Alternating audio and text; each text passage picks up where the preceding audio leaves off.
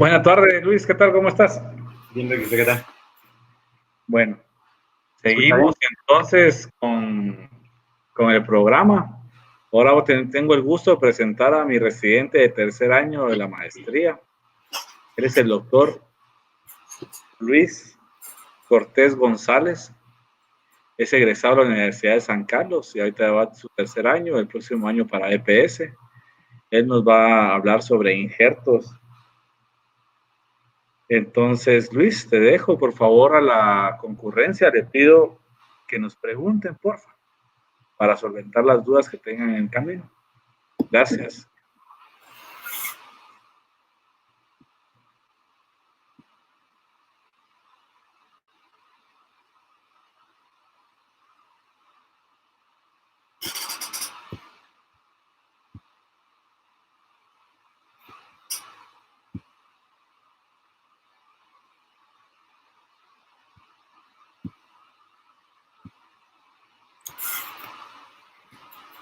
Bueno, buenas tardes a todos los presentes, estudiantes, profesores, profesionales en general.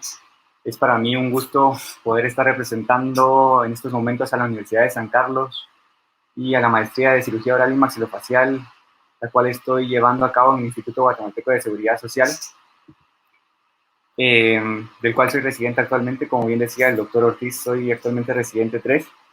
Pues tengo el gusto de presentarles el día de hoy el tema de autoinjerto de rama mandibular para aumento de reborde alveolar. Pues bien, para comenzar, pues sabemos que en la actualidad, cuando hay pérdida de piezas dentales, uno de los tratamientos que están más de moda o uno de los tratamientos de elección son los implantes dentales. Sin embargo, al momento de colocar un implante dental para una pieza que se ha perdido, ya sea por caries, enfermedad periodontal o por trauma facial, también se va perdiendo tejido óseo. Sobre todo cuando es por trauma facial, pues por el mismo mecanismo del trauma muchas veces se pierde pues cantidad de tejido óseo.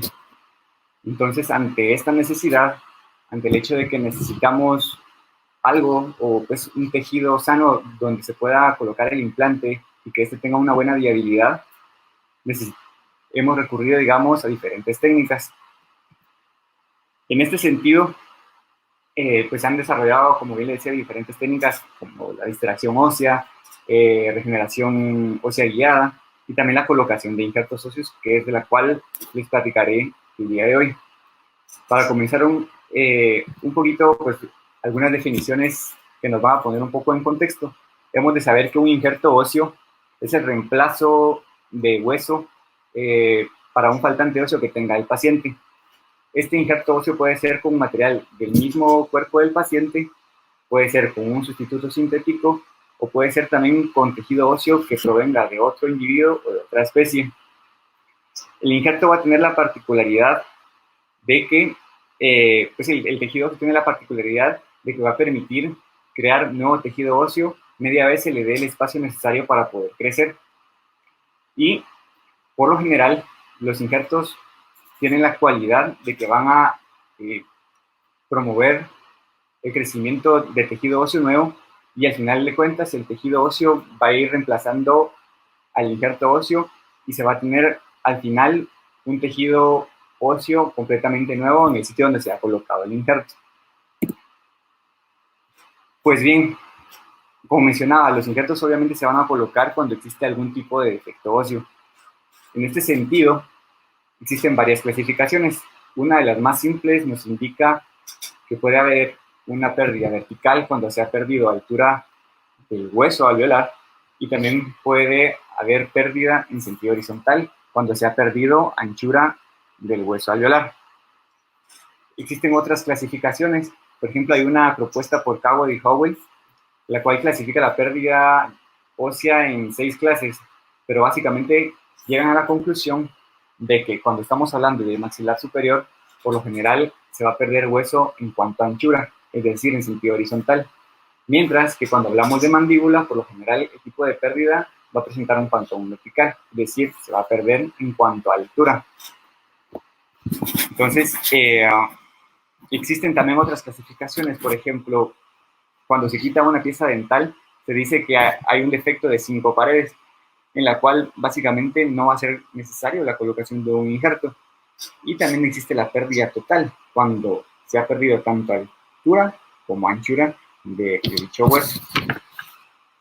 Pues bien, para la colocación de los implantes hemos de saber que existen ciertos mecanismos biológicos. El primero de ellos es la osteoconducción. La osteoconducción ocurre cuando el material de injerto óseo que se coloca pues sirve como un andamio para que crezca nuevo hueso y que éste vaya siendo reemplazado por hueso nativo. En esta etapa básicamente empieza un crecimiento de capilares, es decir, vasos sanguíneos, y también los osteoblastos que se encuentran en los márgenes del defecto óseo van a ir, por decirlo de algún modo, invadiendo el injerto óseo, y esto va a producir un marco sobre el cual se va a ir formando un nuevo hueso. Se dice que los injertos óseos como mínimo tienen que tener esta propiedad, osteoconducción, que es, como les mencionaba, la propiedad de la cual se puede formar nuevo hueso. La segunda propiedad en este caso sería la osteoinducción. En este paso, pues, se implica la estimulación de las células osteoprogenitoras para diferenciarse en osteoblastos y luego comienza la formación del nuevo hueso. Cuando se toma un injerto, va a tener parte de hueso cortical y parte de hueso esponjoso. En la parte del hueso esponjoso van alojadas células mesenquimales indiferenciadas que van a ayudar a liberar ciertos factores de crecimiento que a su mismo tiempo van a ayudar a que se formen nuevos osteoblastos directamente en el injerto, y esto va a favorecer a que haya una integración más rápida del injerto al hueso nativo del paciente. Y tenemos como último la osteogénesis. Y aquí es cuando los osteoblastos provenientes de ambas partes, del hueso nativo como el injerto, van generando matriz ósea. Al mismo tiempo esta se va calcificando y esta va sintetizando nuevo hueso para que se pueda después rehabilitar posteriormente. Ahora bien, aparte de estas tres propiedades o de estos mecanismos, los injertos tienen o deben cumplir ciertas características ideales. Una de ellas obviamente es poseer las tres propiedades o como mínimo ser osteoconductivos. La otra es la estimulación de angiogénesis. Esto pues necesitamos vasos sanguíneos que nos ayuden a llevar nutrientes que van a servirle a los osteoblastos a generar matriz ósea, a generar nuevos osteoblastos y de este modo realizar formación de un nuevo hueso. Que no produzca reacciones antigénicas, teratogénicas ni cancerígenas.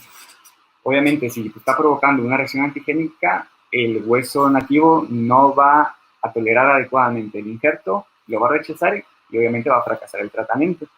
Y de igual modo, no tiene que promover el crecimiento de células cancerígenas, pues esto sería obviamente contraproducente. Al mismo tiempo necesitamos que parte de sus características es que se pueda suministrar en cantidades suficientes, que provea una buena estabilidad, que tenga morbilidad mínima, es decir, que en todo caso no vaya a provocar una infección o vaya a afectar en que existan otro tipo de eventualidades en el paciente, que tenga naturaleza hidrofílica, que sea de fácil manejo, y obviamente una de las principales es que tenga un bajo costo para que el paciente, en todo caso, si se hace una clínica privada, lo pueda costear sin mayor dificultad. Ahora bien, hablaremos un poquito acerca de la clasificación de los injertos. En primera instancia tenemos a los injertos autólogos o autoinjertos. Estos básicamente son obtenidos del mismo paciente. Al ser obtenidos del mismo paciente, dado que donador y receptor es la misma persona, no van a poseer propiedades antigénicas. Y al mismo tiempo, esta va a disminuir el costo. Y aquí hay ciertas consideraciones. Por ejemplo, una de las ubicaciones que podemos tomar para la colocación o para la toma del injerto es la propia mandíbula, la cual nos va a favorecer porque estamos muy cerca, digamos, de donde vamos a colocar dicho injerto. También existen otras ubicaciones. Intraoralmente, por ejemplo, también se puede tomar injerto de la tuberosidad maxilar, y existen otro tipo de lugares como por ejemplo la calota craneal, también la cresta ilíaca. Sin embargo, para realizar este tipo de injertos como calota, cresta ilíaca, incluso peroneo, tibia del paciente, sabemos de que el paciente tenemos que inducirlo a anestesia general y hacer el procedimiento en una sala de operaciones. Estos son procedimientos bastante dolorosos. Mientras que si utilizamos injertos autólogos de la boca del paciente y lo podemos hacer incluso solo con anestesia local, lo cual al final de cuentas es un gran beneficio. También tenemos los isoinjertos. Básicamente estos son tomados de un gemelo idéntico. En este aspecto, digamos, pues el injerto está obtenido de una persona diferente al receptor. Sin embargo, al ser un gemelo idéntico, se espera de que se compartan las mismas propiedades antigénicas, por lo cual sería, digamos, el injerto de segunda elección, y luego el autoinjerto, que sería considerado el gol estándar. Posteriormente también tenemos los aloinjertos. Estos básicamente son injertos que se toman de un individuo diferente al receptor y pues básicamente de la misma especie. Estos ya están procesados previamente con un esfuerzo de eliminar cualquier tipo de propiedad antigénica. También tenemos los xenoinjertos, los cuales se obtienen de otra especie, por lo general bovinos y equinos, e idealmente, o el más utilizado en este caso, es de los que provienen del injerto bovino. Y por último tenemos los aloplásticos de injertos sintéticos. Estos van a ser materiales sintéticos completamente. Hay como que dos clasificaciones grandes en general, cerámicos y pues los cerámicos, perdón, y poliméricos. Entonces, los cerámicos, básicamente, tenemos en este sector a la hidroxiapatita y al fosfato tricálcico. Estos injertos van a tener básicamente la propiedad de ser osteoconductivos y dentro de sus cualidades es que tienen varias microporosidades que van de los 100 a los 800 nanómetros. Estas porosidades son esperadas o son necesarias básicamente para que se pueda producir angiogénesis a través de estos poros y al mismo tiempo que permita el crecimiento de nuevos osteoblastos. Ahora, ya que sabemos un poquito la clasificación de los injertos, hemos de mencionar que también existen dos técnicas básicamente para la colocación de los injertos. En primera instancia tenemos los injertos online, que también se les conoce como injertos de aposición. Estos básicamente constan en colocar un injerto ya sea en bloque o en partícula, idealmente en bloque, puesto que se tendrían que colocar con tornillos de osteosíntesis en una zona donde hay un defecto óseo. Por lo general, estos injertos se van a utilizar cuando necesitamos aumentos tanto de anchura como de altura. Por ejemplo, aquí tenemos una fotografía de lo que es un injerto onlay. Básicamente estamos reemplazando la pared anterior de la mandíbula y se utilizaron dos tornillos de osteosíntesis. De igual modo, aquí otro ejemplo que es utilizado en maxilar, reponiendo la tabla ósea bucal y fijando este injerto con dos tornillos de osteosíntesis. Y la otra técnica sería la colocación de injertos inline, que también se le conoce como injertos de intercisión. En este tipo de injerto, básicamente lo que se hace es que se tiene una cantidad de hueso adecuada verticalmente. Podemos necesitar aumentarlo un poquito más, pero nos va a ayudar sobre todo a aumentar el tejido óseo en sentido horizontal. Básicamente se crea pues dos vertientes, una bucal o externa y una interna o palatal o lingual en este caso, y en medio de ambos se coloca injerto autólogo o puede ser cualquier otro tipo de injerto.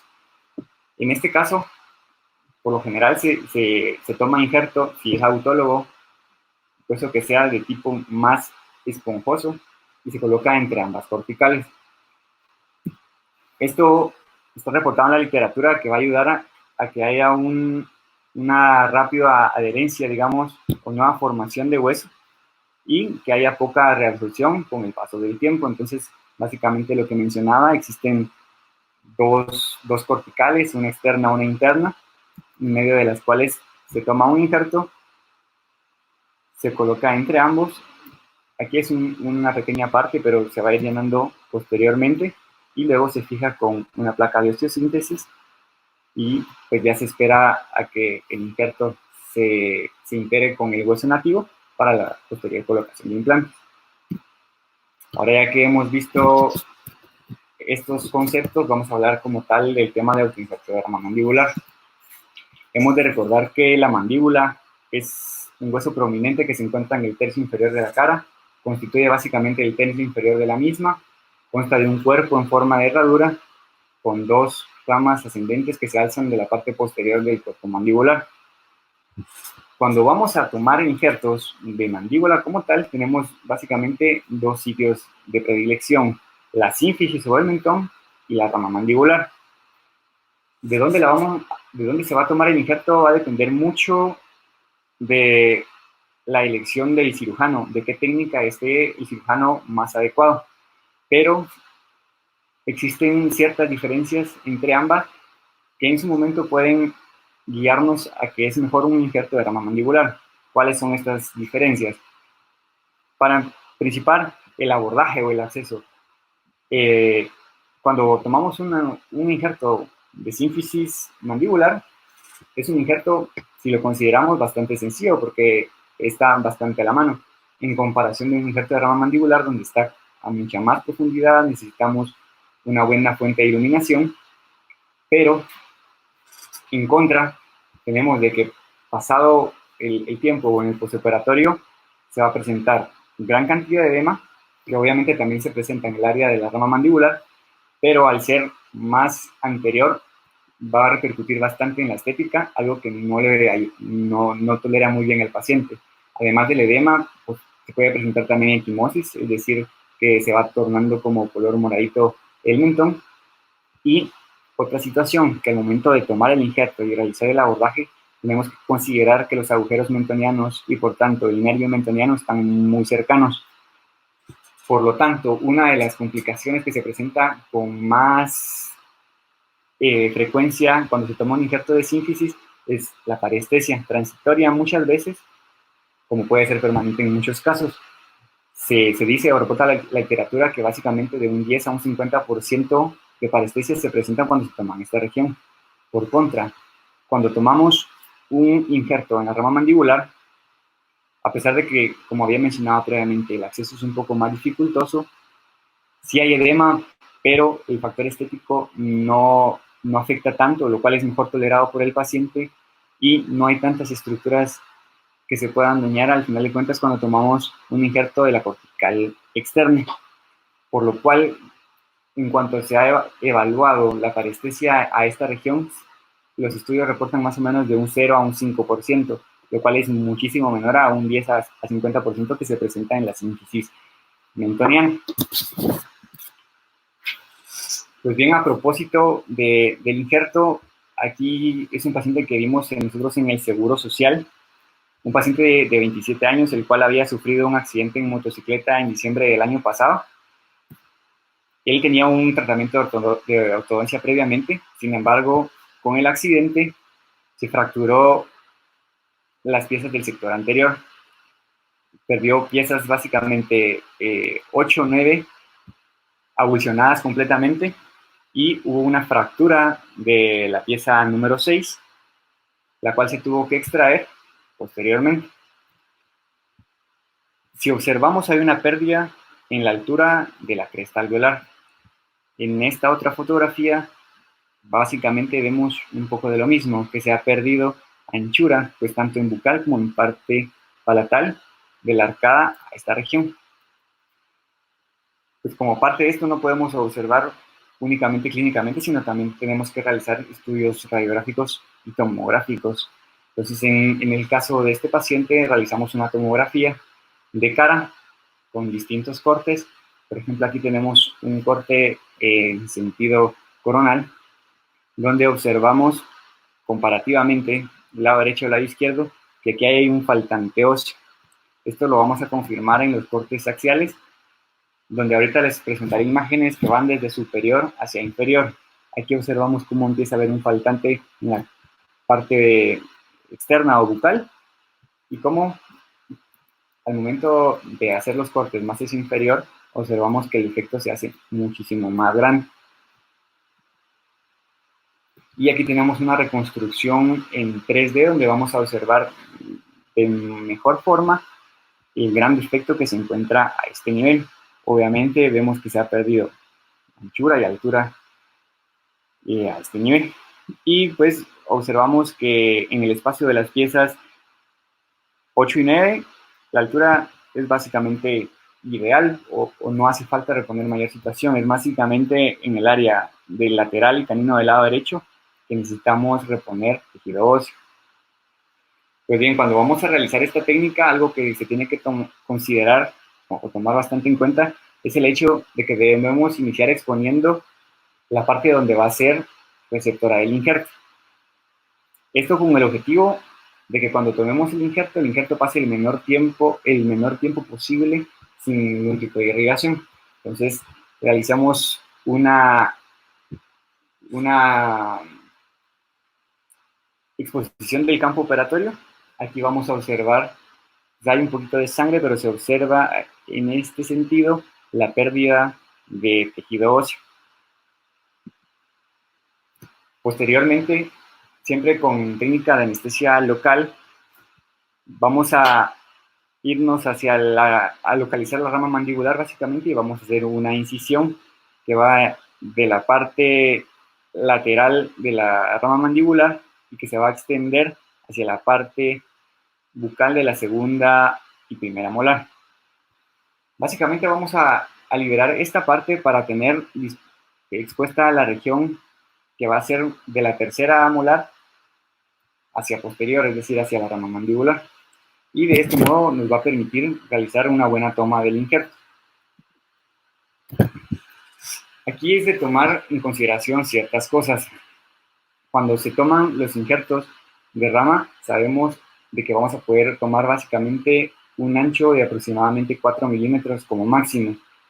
Lo que se busca en este sentido es tener parte del hueso cortical, pero también necesitamos llegar hacia parte de tejido óseo esponjoso. Eso porque, como les mencionaba previamente, el tejido esponjoso va a tener o va a permitir, digamos, tener las células mesenquimatosas indiferenciadas que van a ayudar al mismo tiempo a que se liberen factores como el crecimiento epitelial y también interleucinas y otro tipo de factores de crecimiento que van a ayudar obviamente a que el injerto sea beneficioso en el área donde se va a colocar. Entonces, para la toma del injerto se realizan 2 incisiones verticales con una fresa 701.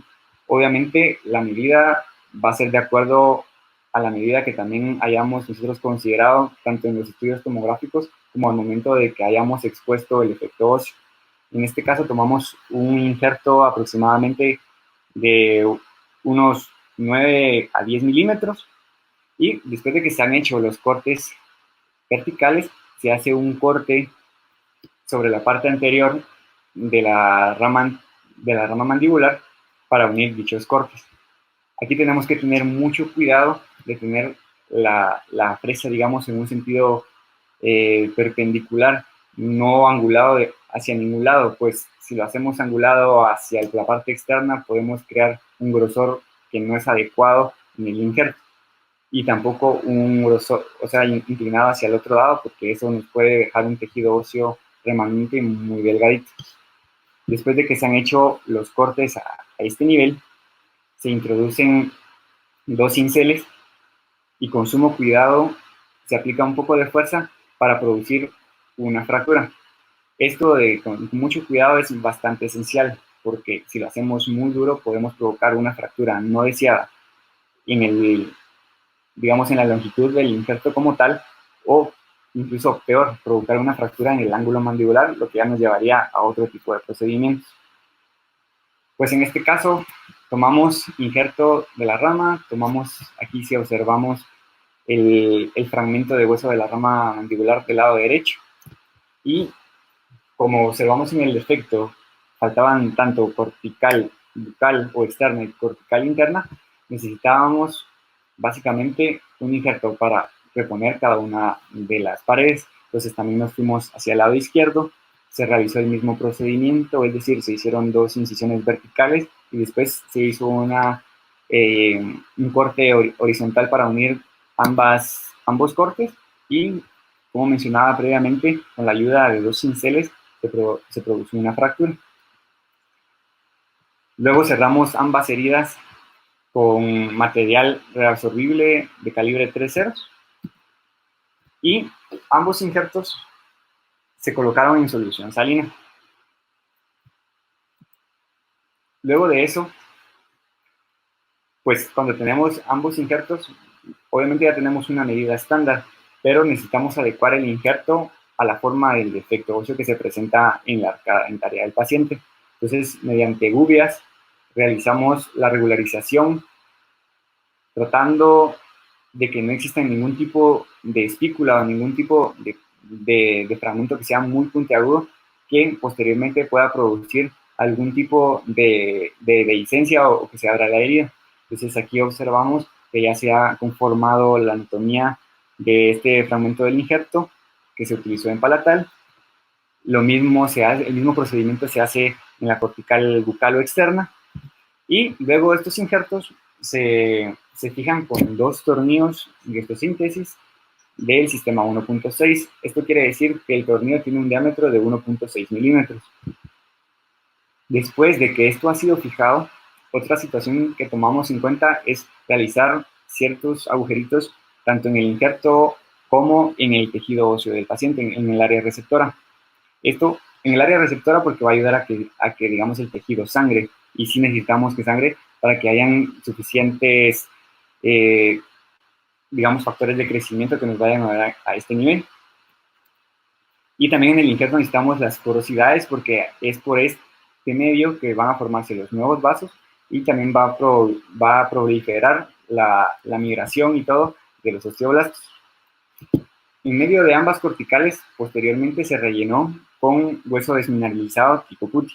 Este es un tipo de hueso de aloinjerto, es decir, de la misma especie, pero de otro individuo. Y posteriormente a esto se cerró la herida con material no reabsorbible. Este es nylon de calibre 4.0. Y pues aquí se observa cómo ya se ha ganado en altura de la cresta alveolar. Aquí tenemos también una comparativa básicamente de cómo estaba inicialmente, cómo queda al final. Ahora, como consideración final o como últimas palabras que tendría que decirles básicamente es de que el hueso autólogo, sobre todo de la rama mandibular, es excelente en este caso porque tiene una gran capacidad osteogénica. Como les mencionaba, dado que tiene tanto tejido óseo cortical como esponjoso, va a proveer de las células mesenquimales y de los factores de crecimiento adecuados para que pueda al mismo tiempo crear nuevo hueso. Y también tiene escasa morbilidad. Como les mencionaba anteriormente, por el área donadora, que no hay muchos nervios y muchas estructuras de importancia, es muy baja la posibilidad de que pueda existir en todo caso parestesia a ese nivel. Y otro de los factores cruciales y esenciales que va a ayudar bastante a que este sea un tratamiento óptimo es de que se va a realizar con anestesia local y de que va a ser en un solo tiempo quirúrgico. Y básicamente eso es la presentación. No sé si tengan algún comentario, alguna duda.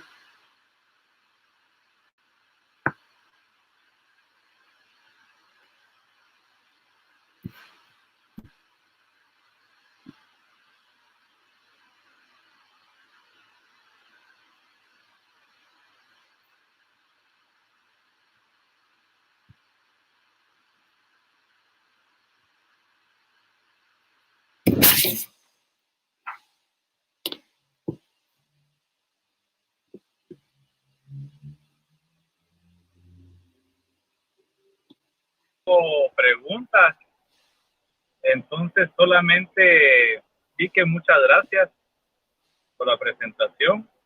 Agradecerle a todos los residentes de cirugía su participación. Espero que podamos haber ayudado a aportar algo de conocimiento en el área de cirugía para los colegas. Ya saben que estamos a la orden. Y por favor, en la situación de la calamidad, cuidémonos, lávense las manos, atiendan pacientes realmente que solo sean emergencias, esa es la finalidad, y que pasen una muy buena tarde.